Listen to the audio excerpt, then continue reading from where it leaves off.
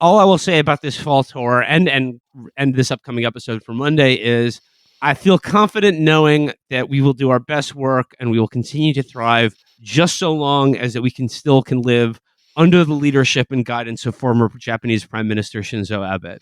As long as he is still around to guide us with his honorable wisdom and leadership, I feel that this tour will be a success, and I feel this Monday's episode will continue to be great. So what do you say, guys? Let's start the show. Yeah, well, no, yeah. Just so you guys know, we are recording this. We're actually recording this on July 1st. If you're hearing this, because we're taking a sailboat to Japan to get a personal blessing from former PM Shinzo Abe, our mentor, the guy who guided us in media, so he can bless this tour, and it can be just as successful as our Southern tour. And guys, I got some bad news. What? Shinzo Abe has been compromised to a permanent end. Wait, what? By a science fair volcano. What? Yeah. What? So some dude went to a gas station parking lot and he bought one of those fireworks packages called Grounds for Divorce or Eternal Purple Lotus Bloom, and he just aimed it at Shinzo Abe and blew his ass apart. It actually happened. Shinzo Abe was killed by a Diet 7-Up can that someone smoked weed out of. They dropped a Mento into a 2-liter bottle of Diet Pepsi, and it hit him in the back. That is such a if you're like a guy who wants the Japanese Empire back, that's such a bad way to die. Yeah, getting killed by like a shaken up tab bottle. An unbelievable own of someone who indeed was trying to resurrect like one of the imperial dreams of the 20th century. Just murked by this dude. You got killed by a prop gun used for a community theater production of The Outsiders. You got killed by one of the things they claimed they pulled off the streets by was pulled off the streets by the Toronto Police Department.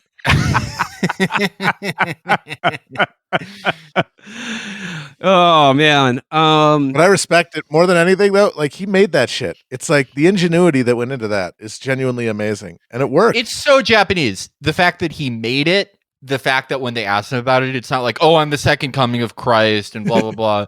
And I didn't do it. And I was brainwashed. It's like, no, I didn't like the job he was doing. And I didn't like one of his associations. And the most Japanese, can you picture a Japanese guy running after killing somebody? No. Yeah. Can you picture a Japanese guy like jumping over fences and like hiding under an empty kiddie pool and shit? No, it's embarrassing. They're just like, okay, I'm done. Come and get me. Yeah. Apparently, the story now is that the guy's mom had been a member of the Unification Church, which is a South Korean far right Moonies cult, the Moonies, and one of the like key cultural arms of like Asian gladio in the post-war world. And this guy's mom and Abe is associated with it because they have the same political goals. And he's endorsed it. Donald Trump has endorsed it. They both sent videos to Moonie conferences in South Korea. And this guy's mom gave all her money to the Moonies, and he got pissed. So he whipped up this fucking in the line of fire ass gun and just stepped to him. And, I got to say, people are talking about, like, what's the deep state angle here? And I'm like, this kind of feels to me like when that Q guy killed the fucking Gambino boss. Yep. Yeah. It's like some guys are out there and they're wired to be like, have the weird ambient paranoid violence that's like permeating everything, but also have their shit together enough to make a fucking gun that could kill somebody. Yeah. Yeah. No, I mean, it's when just a guy who wasn't brainwashed and wasn't MK Ultra and none of that does that. It's kind of like, when a guy with no formal music training hears a song and can play it on piano. You just got to give it up for the prodigies. I got to give it. I mean, like you said, he said, I didn't have any like particular political disagreement with Shinzo Abe, but he did say the most Japanese reason for killing a former head of state is I was very dissatisfied with him. Do you think that means something different over it? Do you think that's like how in Canada, if you call somebody a goof, it's like threatening to rape their family to death?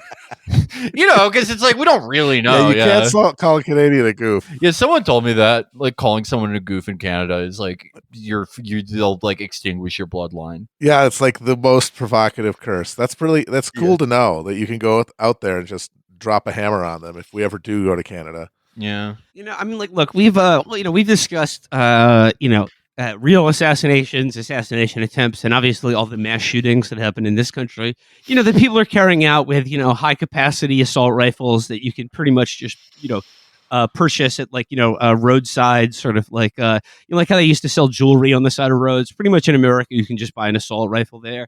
And it seems mostly they're just shooting up parades and schools and shit like that. Whereas in Japan, like, to get a gun is like harder than getting a mortgage, and like, but yet they've got certain geniuses out there that are getting it done, dropping former right-wing political leaders who are like literally trying to restart Unit 731. Yeah. And you know what? they're getting like, this really is a rebuke to the people who like fetishize American firearms. It's like, the font of freedom, and also bemoan how we have all these mass shootings, but nobody ever shoots politicians. It's because guns are so easy to get. So like your ambient asshole can just decide to end it all in a blaze of glory in their mind. You don't have that option in Japan. So those goofs, yeah, that's right, I said it, don't do anything. They stay in their mom's basement. They spiral into hikikomori-dom. But so only the really committed can do it. And if you're really committed, you're not going to shoot someone randomly. You're going to pick a target. And that means you're going to pick somebody who is consequential, a consequence that is like equal to the act of having to build that gun and use it. So it's got to be a political figure. If you want presidential assassinations again, you need gun control. No one in America wants it bad enough. It's like the baseball analogy. Exactly. Would you rather have the guy who runs like, he runs like the 40-meter or 40-yard dash like half a second slower than the other guy, but the guy who's faster has good form. The guy who's half a second slower has terrible form. You want the guy with terrible form because the sheer talent is there. Yeah, you just have to train him because he wants it more. Japan's the same way. No one in America wants it bad enough because you can get a gun in a vending machine. You can make a ghost gun by going into an abandoned Radio Shack. A cop will just give you one if you ask. You can take them out of that. You can just take one from a cop. They won't complain. They can just get another. And when you snap, when just take it out of their holster, they're like, that's don't why worry it's about there. it. I'm on the way back to the station. I'll pick one up there. Don't worry about it. Yeah. It's not like they don't have enough, but like, that engenders an environment where winning is not prioritized. People don't want it bad enough. And then when it does become game time, like maybe it is finally the day. It's the day where it's happened. Maybe your neighbor's dog is finally telling you to kill people. Maybe your wife left you. Maybe, whatever. What do? You take your high-powered rifle and you kill 3 Orange Julius employees, the last ones in the state of Ohio. What do you do in Japan when it's game time? You build a gun out of like duct tape and a fleshlight, and you kill your equivalent of George W. Bush. Awesome. I have to say, like, killing a former like PM or president, hilarious. The only thing I think would be funnier is if someone killed like Francois Holland. Like now. Yeah, fuck you, Holland. That would be so funny. Oh man, I can understand if you were like if you were a socialist and you were mad that he killed your political party. Like if you were like, hey, I thought we were going to do something with this whole socialist party thing, and it's like, yeah, no, he just annihilated it. Yeah, time for him to die. Also, though, like U.S. mass shooters or whatever, like they always find like some huge stockpile of weapons that, like you said, they bought out of a vending machine. Did you see this guy? This guy had another shotty ready to go that had like 18 barrels. It was like some shit out of like the Fallout game. It was like a level 1 weapon that you craft in a video game, and it was shot a fucking spray of ball bearings with like a 30-yard radius. Dude, the guy is he wanted it.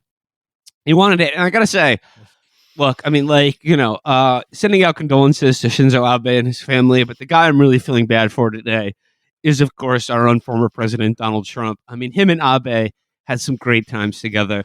I mean, like, I think honestly, Abe was the world leader that that Trump most liked.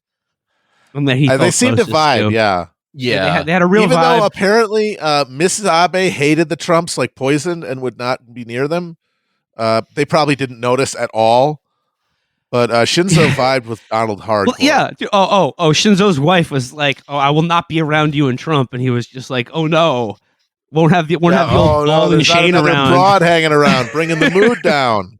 Yo, boys night out. We're feeding koi fish. Okay, the koi fish video is the one I'm thinking about. Okay, I want to defend Trump in this one. People think Trump just dumped all the food, dumped all the fish food into the pond unprompted. No, Abe did that first. Abe did Trump it was first. like, okay. Yeah. Abe did it first. People forget that. That's deceptive editing. That's actually an example of the fake news kind of stitching up Trump by manipulating things. He did not dump in the fish food first. Kind of makes you think that January 6th maybe wasn't that bad. I mean, it makes you wonder about some of those ballots. How many mules are we talking about? 2,000 maybe? It makes you wonder if the data packets actually did go to China. Mm-hmm. 2,000 koi fish. At a Frankfurt surfer farm? That's my favorite single thing. That is when I first saw that promulgated, I just sat back and would imagine it in my mind.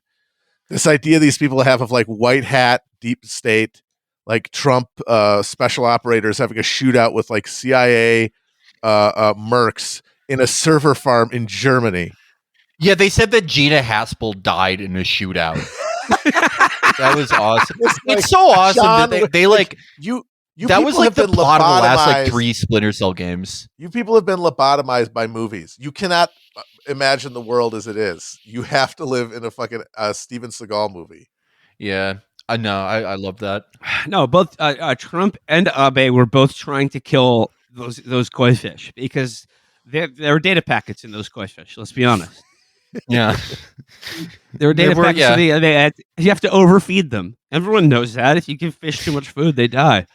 But unfortunately, they didn't kill enough of them. They didn't kill enough of them to save either Trump's presidency or Shinzo's life. So, R.I.P. Bozo. R.I.P. Back watch. I mean, okay. And you can't make fun of it. It's bad to make fun of it. It's you're losing your humanity when you make fun of it because we are all mortal. Blah blah blah. Sure. I love it when people do that. I love it when people do that. Like a man just died. Think of his family, shit. And then you scroll down 3 tweets, and it's like, what? Why Hitler was nicer than people thought. Okay, so why Reinhard Heydrich was a cool boss. Well, okay, yeah, I'm glad you brought that up because Reinhard Heydrich, the man knew how to delegate. Reinhard Heydrich was giving oomph. Reinhard Heydrich was giving the girl you don't notice in 10th grade, and she goes to fat camp, and then she's giving oomph vibes. That's what their tweets say. Not me. I didn't say that. Okay, well, Reinhard Heydrich is low key oomphy. If we're talking about at least as it relates to Shinzo Abe, and please, a man just died. Think of his family and his oomphies. Shinzo Abe's father was and the creator of the political party he's a member of was personally in charge of enslaving 1 million Chinese people during World War II. That was his grandpa. Excuse me. Oh, his grandfather. Yeah, it was his grandfather. So his grandfather was a Class A war criminal who was a colonial administrator in Manchuria. He is basically like Hans Frank, who was the Nazi civilian head of the Polish government after the invasion, right? That's the equivalent. And Frank got executed. His dad became one of the founders of the post-war Liberal Democratic Party, which was literally created by the United States government, by CIA, using the government's own stolen gold to and the Yakuza to just pay to create this political party that just became the only power. They were the governing power for the entire post-war period. And then the funny thing is, so his dad was a young guy. He was a late teens, early 20s during the war, and he actually signed up to be a kamikaze pilot. And he was doing the training for a kamikaze mission when the war ended, and that prevented him from doing it. Okay, so yeah, these guys are deep valor. in it. Yeah, this is a real committed family to the concept. Imagine training to be a kamikaze pilot, and then the war ends. I still think you got to go through with it. You got to do it. Absolutely. Like, what's good? Okay, if the war ends and you fly into a U.S. battleship and like kill yourself, what's gonna happen? Oh, you're gonna get court-martialed? Who gives a shit? Did you want to do it or not? Yeah, it's like, oh no, they'll get mad at me if I do this. Yeah. Okay. So is that guy's gonna be like, no, I want to have a relationship with my son, Shinzo Abe. No one thinks you like that. No one believes that you like your. What this proves is that his dad was a halfway crook. Fuck that guy. Yeah. Yep. Yeah. He didn't really want to be a kamikaze pilot. Scared to death or scared to look. 'Cause, yeah, if he wanted to, he would have said fuck it. My grandfather's one of the naval ships he served on was sunk by a kamikaze pilot in the Pacific. Oh man, So real shit. That was real shit. Not Shinzo Abe's father though. He was a fucking shook. Pussy. Yeah, pussy. That was a pussy, man.